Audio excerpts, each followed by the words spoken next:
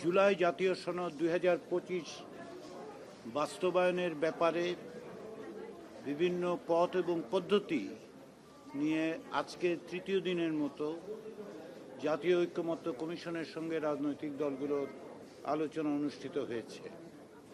আপনারা জানেন যে জুলাই জাতীয় সনদ বাস্তবায়ন প্রক্রিয়ার বিষয়ে আমরা রাজনৈতিক দলগুলোর কাছ থেকে বিভিন্ন রকম মতামত পেয়েছিলাম এবং তার ভিত্তিতেই আগের 2 দিনের আলোচনা ছিল। আমরা ঐকমত্য কমিশনের পক্ষ থেকে বিশেষজ্ঞ একটি প্যানেল তৈরি করে তাদের মতামত নিচ্ছি এবং তাদের মতামতগুলো আমরা রাজনৈতিক দলগুলোর সঙ্গে বিভিন্ন সময়ে তাদেরকে অবহিত করছি। সেই বিবেচনা থেকেই আমরা গত বৈঠকগুলোতে রাজনৈতিক দলগুলোর পক্ষ থেকে যে 6টি প্রস্তাব এসেছিল সেটি নিয়ে আলোচনা করেছিলাম আমরা, এবং বিশেষজ্ঞ প্যানেলের পক্ষ থেকে যে 4টি প্রস্তাব এসেছিল সেগুলো আমরা, বা 4টি পথের কথা বলা হয়েছিল সেগুলো আমরা আলোচনা করেছিলাম। তারই ভিত্তিতে রাজনৈতিক দলগুলোর মধ্যে সর্বশেষ আলোচনায় এই ঐকমত্য প্রতিষ্ঠিত হয়েছিল যে যেগুলো সংবিধান সংশ্লিষ্ট নয় সেগুলো অধ্যাদেশ, এবং যে ক্ষেত্রে সরকারি আদেশের মাধ্যমে বাস্তবায়ন সম্ভব সেগুলো তারা করবেন।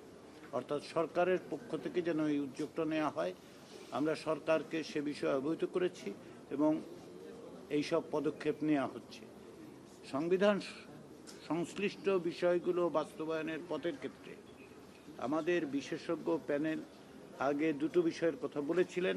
তার একটি হচ্ছে গণভোট, আর একটি হচ্ছে বিশেষ সাংবিধানিক আদেশ। এই পরিপ্রেক্ষিতে বিশেষজ্ঞদের পক্ষ থেকে এই 2টো বিষয়কে সমন্বিত করে একটি পূর্ণাঙ্গ মতামত কমিশনকে তারা দিয়েছেন এবং সেটা আমরা আজকে রাজনৈতিক দলগুলোর কাছে উপস্থাপন করেছি। আমাদের বিশেষজ্ঞ প্যানেলের কাছ থেকে যে সুপারিশ পাওয়া গেছে, যেটা তারা বলছেন যে তারা ঐকমত্য কমিশনকে এই মতামত দিচ্ছেন যে আমরা এটা সরকারের কাছে সুপারিশ হিসেবে হাজির করতে পারি। তারা বলছেন যে অন্তর্বর্তী সরকার একটি কনস্টিটিউশন অর্ডার, যেটা জুলাই ঘোষণার 22 দফা অনুসরণ করে ঘোষণা করতে পারে। এই কনস্টিটিউশন অর্ডার এর মধ্যে থাকবে যে কোর রিফর্ম, যেগুলো মূলত সংবিধান সংশ্লিষ্ট যে সমস্ত সংস্কারের কথা বলা হয়েছে সেগুলো থাকবে। তারা বলছেন যে এই কনস্টিটিউশন অর্ডারটি পরবর্তী সময়ে, অর্থাৎ যেদিন পরবর্তী জাতীয় নির্বাচন অনুষ্ঠিত হবে সে একই সময়ে গণভোট করা যেতে পারে, এবং যেই অর্ডারের কথা তারা বলছেন কনস্টিটিউশন অর্ডার, তার মধ্যে ওই গণভোটের বিধানটি অন্তর্ভুক্ত থাকতে পারে। তৃতীয় যেটা তারা বলছেন যে এই যে কনস্টিটিউশন অর্ডার সেটা ইমিডিয়েটলি ইফেক্টিভ হবে যখন এটা ঘোষণা করা হবে, তবে গণভোটের মধ্য দিয়ে যখন জনগণের সম্মতি পাওয়া যাবে তখন থেকে এটাকে ভ্যালিডেটেড বলে মনে করা হবে এবং রেট্রোস্পেক্টিভলি, অর্থাৎ যখন থেকে আইনটা করা হয়েছে তখন থেকে তার বাস্তবায়ন বিবেচনা করা হবে। এই প্রস্তাবটি আমাদেরকে বিশেষজ্ঞ প্যানেল দিয়েছেন যে এটা আমরা বিবেচনা করতে পারি, এবং আমরা যে সুপারিশগুলো পাঠাবো সরকারের কাছে তার মধ্যে এটি একটি সুপারিশ হতে পারে। এটা সর্বসম্মতভাবে আমাদের বিশেষজ্ঞ প্যানেল আমাদেরকে দিয়েছেন। আমরা এটা রাজনৈতিক দলগুলোর কাছে উপস্থাপন করেছি। তারা বিভিন্নভাবে, অনেকে এটা সমর্থন করেছেন, অনেকেই এর বিভিন্ন দিক সম্পর্কে আলোচনা করেছেন এবং ভিন্ন মত প্রকাশ করেছেন।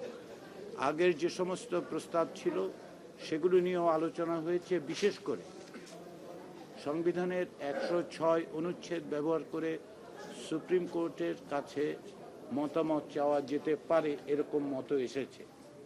আমরা এই মতামতগুলোর পাশাপাশি রাজনৈতিক দলগুলোর কাছ থেকে এক ধরনের অনানুষ্ঠানিক অনুরোধও পেয়েছি। সেটা হচ্ছে তারা তারা তাদের নিজেদের মধ্যে আলাপ আলোচনা করে এক জায়গায় আসার চেষ্টা করছেন। সেই রকম সমস্ত বিবেচনায় আজকে এই সমস্ত প্রস্তাবগুলো রেখেই আমরা আমাদের এই বৈঠক মুলতবি করেছি।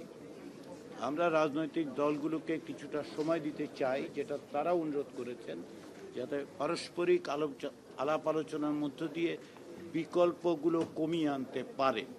আমরা চাই আমাদের পক্ষ থেকে, ঐকমত্য কমিশনের পক্ষ থেকে সরকারকে একাধিক বিকল্প পদ্ধতি সুপারিশ করতে। সেজন্য এখন যেটা আছে প্রায় 6টির মতো আছে রাজনৈতিক দলগুলোর কাছ থেকে, আর এখন বিশেষজ্ঞ প্যানেলের কাছ থেকে একটি আমাদের হাতে আছে। তো আমরা চাচ্ছি এটা আরো কমিয়ে আনার জন্য, এবং এই ক্ষেত্রে রাজনৈতিক দলগুলো যদি আরো কাছাকাছি আসতে পারে তাহলে সংখ্যাটা কমবে, সরকারের জন্য বাস্তবায়নের বিবেচনা সহজতর হবে। সেই বিবেচনার থেকেই আমরা এখন মুলতবি করছি আলোচনা। রাজনৈতিক দলগুলোর সাথে আমাদের অনানুষ্ঠানিক যোগাযোগ থাকবে এবং আমরা আশা করছি অক্টোবরের শুরুর দিকে আমরা আবার মিলিত হব। এই সময়টাতে আপনারা জানেন যে প্রধান উপদেষ্টা এবং এই কমিশনের প্রধান অধ্যাপক মোহাম্মদ ইউনূস জাতিসংঘের সাধারণ পরিষদের বৈঠকের জন্য নিউ ইয়র্ক যাচ্ছেন। আমরা এই আলোচনাটা অব্যাহত রেখে এমন চূড়ান্ত অবস্থায় পৌঁছতে চাই যখন তিনি ফিরে আসবেন, যাতে করে তার কাছে আমরা সুপারিশগুলো নিয়ে আলোচনা করতে পারি তার সঙ্গে, এবং যদি আমরা সকলে একমত হতে পারি বা কমিশন যখন এই মতামতগুলোর ক্ষেত্রে সুনির্দিষ্ট সুপারিশ করার মতো অবস্থায় উপনীত হবে, সে সময় যেন আমরা কমিশনের প্রধান এবং মাননীয় প্রধান উপদেষ্টার কাছে সুপারিশগুলো উপস্থাপন করতে পারি। তো আলোচনার ক্ষেত্রে এখন এই পর্যায়ে রাজনৈতিক দলগুলো নিজেদের মধ্যে আলোচনা করবেন, আমরা অনানুষ্ঠানিক যোগাযোগ রাখব এবং আমরা আশা করছি অক্টোবরের শুরুর দিকেই আমরা আবার বসে খুব দ্রুততার সঙ্গে কিছু সুনির্দিষ্ট সুপারিশ তৈরি করে সরকারকে দিতে পারব। সবাইকে ধন্যবাদ।